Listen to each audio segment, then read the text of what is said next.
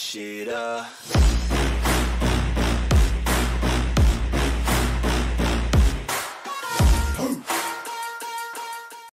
What is your profession?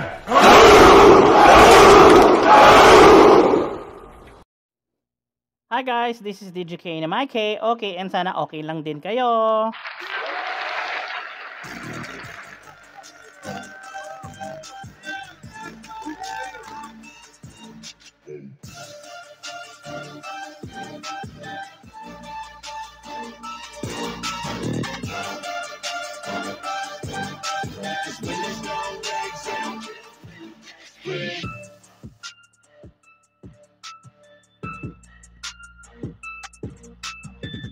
Ayan, mga nagbabagang balita. Marcoleta, tinanong ang ating Armed Forces of the Philippines. Sabay, nagloading si... Sino nga ba ang nagloading? Panoorin nyo ito. In your own assessment, is the Philippines capable of resisting armed attack? For example, coming from mainland China? Sir, Grabe yung titig, no? Grabe yung titig. Kita ko nanlilisik yung mata eh. Nanlilisik mata ni Marcoleta eh. Kasi parang alam niya na yung isasabihin ng armed forces eh. on my opinion, sir, the Philippines cannot defend itself against aggression from external threat. Representative Rodante Marcoleta is hereby recognized. O, diba? Ayan, shout out po sa lahat ng mga kababayan natin yan. This is DJK na Mike. Okay. And sana po, please don't forget to like and subscribe to my channel, of course. At mga balitang ihatid natin ay pawang katotohanan na naman. And ingat-ingat po sa yung mga ating mga kababayan na DDS dyan sa Maisog. Ayan, pati ang mga banateros. Ayan. Thank you very much, Mr. Chair. General Mata, Ang saklap, no? Ang saklap nung ano, no? Yung pangalan, General Mata.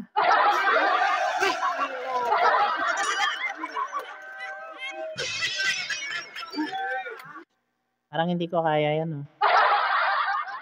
from the perspective of defending our country from external armed attack, do you believe the mutual defense treaty between our country and the United States needs to be revised or amended? Ayan na, makinig kayo ha, mga... Ayan, makinig kayo mga vloggers na nangunguna sa gera ha. Yung mga nagpo-provoke po, pakinggan nyo to. Maganda to para sa inyo. Ito ay munting aral para sa inyong mga mangmang.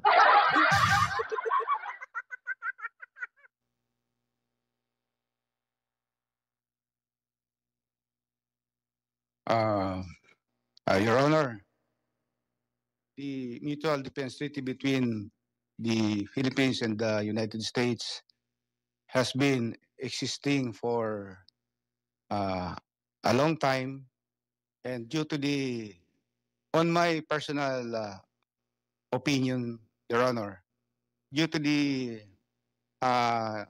developments in the strategic environment, there could be necessary changes to the mutual defense treaty, but that would be subject to the discussion between the two countries. Ayan, discussion. Ibig sabihin, maraming gagawing pa ano. Ang daming i-revise. Kasi nga, wala naman halos maganda sa kasunduan. Nagigets nyo ba? Meaning, hanggang, may certain point lang na hanggang doon lang yung kasunduan ng Pilipinas at Amerikano. Ito ang tanong ko sa inyo ngayon. Saan yung sinasabi nyo? Pagtatanggal tayo ng kanaw. Do it by yourself, ika nga.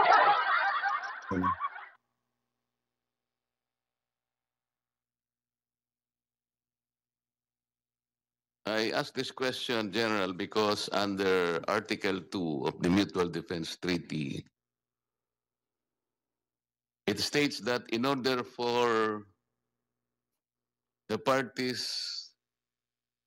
to achieve the objective of the treaty more effectively, the parties, by self-help and mutual aid. Self-help means tulungan nyo sarili nyo. Bitbitin nyo yung mga salawal nyo. Pag gumera kayo, kayo mismo ang tumulong sa sarili nyo.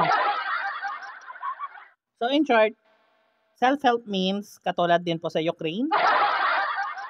So shoutout po sa Pilipinas kung gusto nyo maging ala Ukraine. Huwag tatanga-tangan, lakas ng loob nyo, tatapang nyo mga hamon eh. Pag nandyan ang gera, numero 1 pala kayong mga baklusya kayong tumatakbo. Tama nyo na din yung mga kawani ng gobyerno na natignan nyo, magmamigrate agad ng ibang bansa. By self-help, or separately and jointly, by self-help and mutual aid, must maintain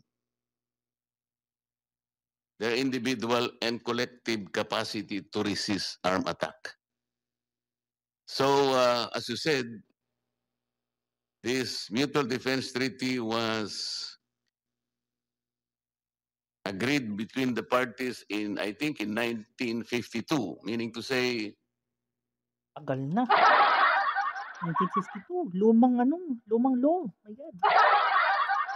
it's already 71 years old. In your own assessment, is the Philippines capable of resisting armed attack? For example, Ayan na. The magical question. Para po to sa mga vloggers na gustong nagtutulak sa mga kapwa Pilipino natin na kala nyo naman, kaya nyo ang China. Hindi mo na kayo nag-iisip, puro kayo diretso, hindi mo na kayo magpreno ng mga bibig nyo. Ito pakinggan nyo ha. Mismong gobyerno, armed forces na sumagot para sa inyo. coming from mainland China?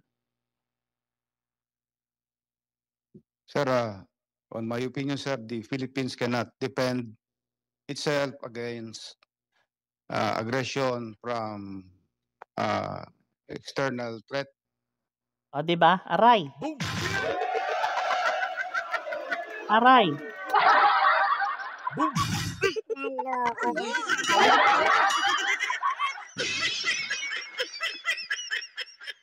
Aray, agoy. Ang sakit malaman ng katotohanan, di ba, mga kababayan? Yan na po ang sagot. Sampal na yan sa pagmumukha yung mga sinungaling kayo. Sa mga nagsisinungaling dyan, sige, gera, pro-gera pa kayo ha. Ayan na mismo, di na sila gigera, Alam nyo bakit? Because they know what's their capacity and capability. Na hindi kakayanin ng Pilipinas. Mga tanga-tanga din kayo eh. Hilig yung bag-aya ng gera, ng suntukan kayo naman pa rin din pala ang talo. So, shoutout po sa mga fake vloggers dyan na masyado kayong nag-ano ng propaganda nyo na tulak nyo pa. Sama kayo nila bangag. In particular, the People's Republic of China. Ang tatapang nyo magsalita, tatapang nyo maghamon pag nandyan naman na, nga. China because of the very limited capability of the armed forces of the Philippines. You, General, that is why I think the defense treaty has not achieved its own objective, because the objective is for the parties, either by self-help or by mutual aid, should maintain their capacity. Both of them, either individual or collective capacity, to maintain to resist armed attack. And considering that we have not achieved that, the United States did not do its obligation. Oh, di ba? Naglagan na. Boom!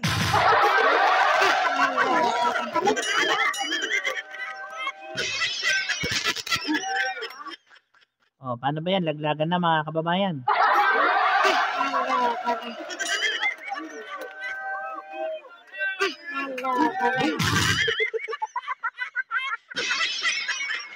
Saglit lang ayusin ko lang to guys habang nakikinig tayo. It is supposed to be a mutual aid. The United States has no problem of defending itself, probably from any aggressor. But under the obligations in this treaty, the United States is obliged to help us. The problem is, if they are obliged to help, I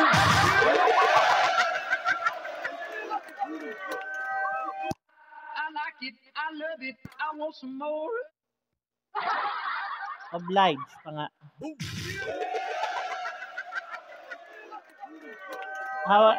We cannot oblige them first of all. Okay, first of all, we cannot oblige them. Why? Kasi matigas po mga bungo nila. Hindi po sila sumusunod.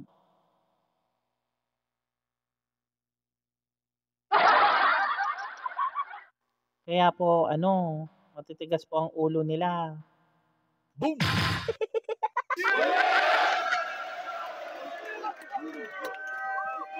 Kaya nga po, Kaya nga po ito, hinahayaan nyo din yung mga fake vloggers po na hasik ng mga lagim. Parang ang dating kasi po, ang mangyayari niyan pag nakagera na ang Pilipinas at kawawa na po ang Pilipinas na parang Ukraine, ganito po mangyayari sa inyo. Wala akong pakialam sa nararamdaman ko. Hindi ko ako close. Ang kukulit ka.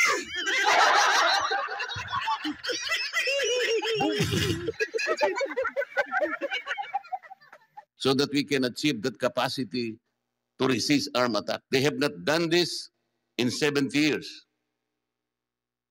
Am I correct, Mr. General? Yes, sir. Yes, Your Honor. So, what do you think we should do to pressure the United States to do its obligation under this treaty? Should we amend the treaty? Your Honor, on my opinion, it should be amended for the best interest of our country, Your Honor. Thank you, General. That's being patriotic. I think that is the best thing to do. Mr. Chair, I have no other... Apo, I translate ko sa inyo guys, no? Yun pa nga, they are puzzled out sa ating gobyerno. Okay? Puzzled out pa sila kasi hindi nila alam kung i-amend yung treaty ng gobyerno ng Kano.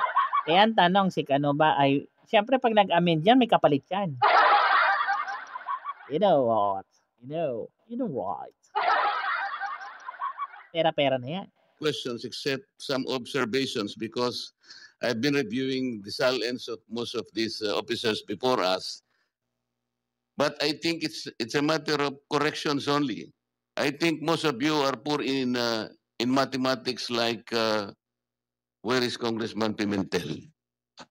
You need to correct your silence. There are overstatement of 1.7 million, 400,000.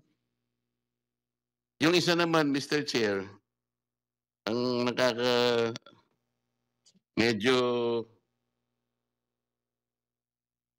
kamukha ni Captain Ronald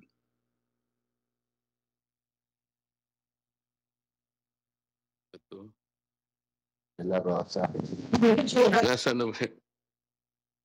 Ito, Mr. Chair, itong Captain Philippine Navy, Rosie Ray Manda Musil.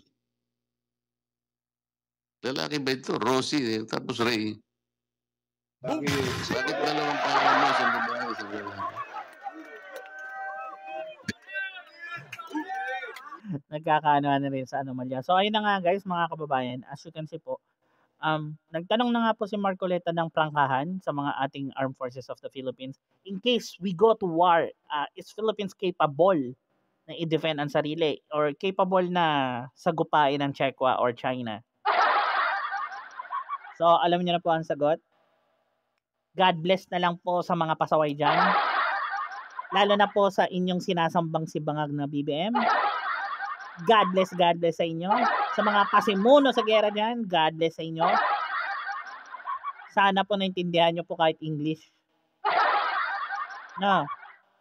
In short guys, we can't win in a war. So, please do take care and God bless. Linawan niyo po yung mga pag-iisip niyo mga kababayan bago po tayo mag-desisyon sa maling bagay sa ating mga buhay. So, God bless. Please don't forget to like and subscribe to my channel and click the notification bell, of course. And this is DJK and MK. Okay, and take care mga ka-DDS. Bye!